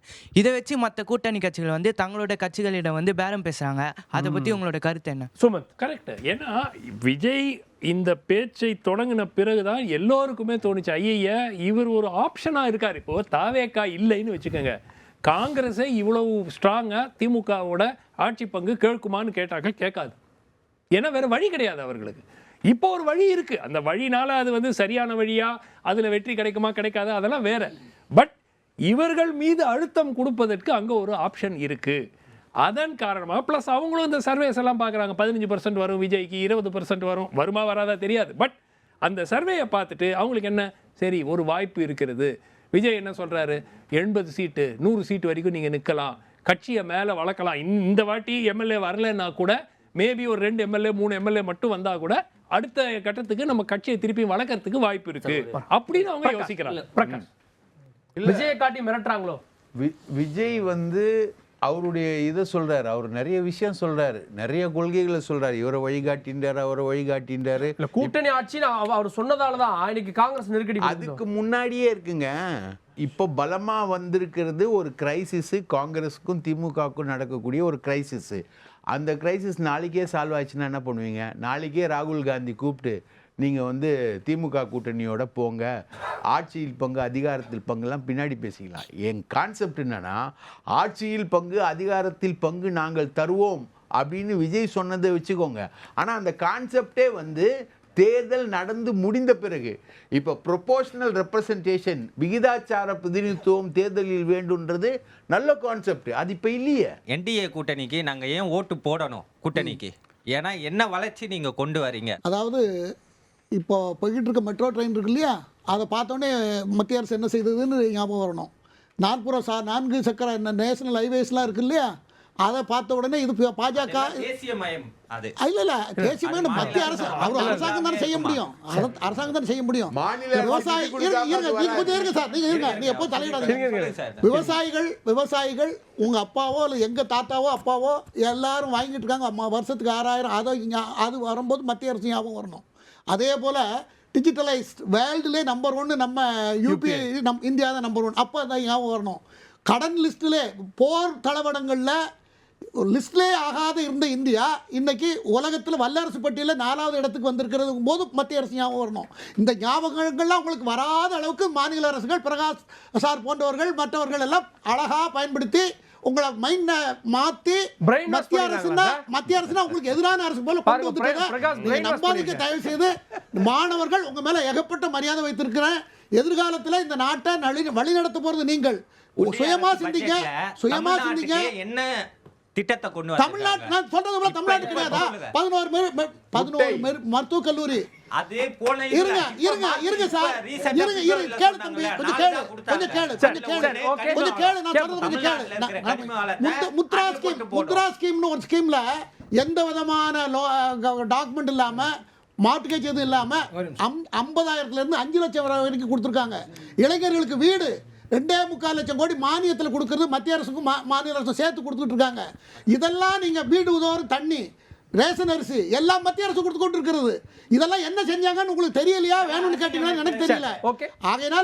ஆகையினால ஒரிஜினலா ஒழுங்கா படித்து இப்ப நிறைய ஸ்மார்ட் போன்லாம் வந்திருக்கு. உங்களுக்கு நீங்க நிறைய விஷயங்கள் தெரிந்து கொள்ளலாம். உண்மை எது என்று அறிந்து அதை ஆதரியுங்கள். இந்த தம்பி ஒரு கேள்வி கேட்டார். கார்கே இவரு கேட்டார், நாங்க பிஜேபி ஒரு பொருட்டாவே எடுத்துக்கலாம்னு கேட்டார். அந்த கேள்விக்கு நிறைய பதில் சொல்லணும். இந்த கேள்வி கேட்கறது ஏதாவது நியாயம் இருக்கா? கேட்கலாமா நீங்க? ஓகே இறுதியான இடத்துக்கு வந்துட்டோம். இந்த தேர்தலில் கூட்டணி ஆட்சி தான் அமையும் அப்படின்னு எவ்வளவு பேர் நினைக்கிறீங்க? இந்த தேர்தலில் தனித்து ஒரு கட்சி ஆட்சி அமைக்கும்னு எவ்வளவு பேர் நினைக்கிறீங்க? இந்த கூட்டணி கேட்பவர்களுடைய நோக்கம் உண்மையிலே கூட்டணி ஆட்சி அப்படின்னு எவ்வளவு பேர் நினைக்கிறீங்க? இல்ல கூட்டணி ஆட்சி கேட்பவர்களுடைய நோக்கம் அதிக சீட்டுன்னு எவ்வளவு பேர் நினைக்கிறீங்க? இதுதான் மாணவர்களுடைய பதிலாக இருக்குது. நான் இறுதியான வார்த்தை எல்லாத்தையும் டாக்டர் சுமந்த் இருந்து, இந்த தேர்தலில் கூட்டணி ஆட்சிக்கான வாய்ப்பு இருக்கா? சுருக்கமா ஒரே வார்த்தை. என்னை பொறுத்த வரைக்கும் நிச்சயமாக கூட்டணி ஆட்சிக்கு வருவதற்கு வாய்ப்பு இருக்கிறது. அது விஜய் எவ்வளோ டேமேஜ் உண்டாக்க போறாரு இரு அணிகளுக்கும் அப்படிங்கிறத பொறுத்து தான் இருக்கிறது. ஓகே, ஒரே வார்த்தை. அதாவது விஜய்ங்கிற மாதிரி ஒவ்வொரு தேர்தலுக்கும் ஒவ்வொரு புது விஜயும் புது கட்சியும் வந்துக்கிட்டே தான் இருக்கும். அதிமுக, திமுக 2 கட்சிகளுமே இதுவரை கூட்டணி ஆட்சிக்கு எந்த நிலையிலும் உடன்பட்டது கிடையாது. கொள்கையை ஆட்சியில் இருந்தால் மட்டும்தான் செயல்படுத்த முடியும் என்கின்ற அடிப்படையில் கூட்டணி ஆட்சி சாத்தியமில்லை. கூட்டணி ஆட்சி வருவதை எதிர்காலம் தடுக்கவே முடியாது. அது முதல்ல எழுதப்படாத சட்டமாக இருக்கும். அது வந்துடும், தன்னால் வந்துடும். ஒன்று, இந்த காலம் கேட்குறேன், இந்த காலத்தில் கூட தொடரலாம், ஆரம்பிக்கலாம். 2வது, தேர்தல் முடிவுகள் நான் என்னை பொறுத்தவரையில் எப்படி இருக்கும்னு சொன்னால், காங்கிரஸ்ன்னு எந்த முடிவு எடுக்கிறது என்று தெரியவில்லை. ஒருவேளை காங்கிரஸ் திமுகவோட சேர்ந்தால் திமுக கூட்டணி ஆட்சி அமைவதற்கு வாய்ப்பு ஏற்படும். அப்படி இல்லை என்றால் எந்த கூட்டணிக்கும் தனிப்பெரும்பான்மை கிடைக்காமல் ஆட்சி அமைப்பதற்கே தடுமாடக்கூடிய ஒரு சூழல் உருவாகும். அது ஒரு காலகட்டத்தில் குடியரசுத் தலைவர் ஆட்சி அளவுக்கு கூட போகிறதுக்கு வாய்ப்பு இருக்குன்றது நான் 3 மாதத்துக்கு முன்னே ஃபேஸ்புக்கில் மற்ற இதெல்லாம் நான் எழுதியிருக்கிறேன். அது அதை நோக்கி போய்கிட்டு இருக்குன்னு நான் சந்தோஷப்பட்டுக்கிட்டே இருக்கேன். சந்தோஷம் இல்லை, நான் கணித்தது சரியா இருக்குன்னு சந்தோஷப்படுகிறேன். அரசியல் சூழல் வந்து வருத்தம் ஒரு பக்கம், ஆனால் நாம கணித்தது சரியாக இருக்கிறது என்று நான் சில நேரங்களில் சந்தோஷம். இது தானா சேர்ந்த கூட்டம், இடியாலேயோ ஐடியாலேயோ சிபிஐ சேர்ந்த கூட்டம் கிடையாது. ஆக மு.க. ஸ்டாலின் தலைமையிலான ஆட்சி தனித்துவமான ஆட்சி சிங்க நடை போட்டு சிகரத்தில் ஏறிக்கொண்டிருக்கிறது. விஜய் வந்து இம்பேக்டை ஏற்படுத்துவார், அதில் மாற்று கருத்து இல்லை. அதில் பாதிக்கப்பட போகிறது நாம் தமிழர் தான். கேளுங்க, இருக்கலாம் மேபி.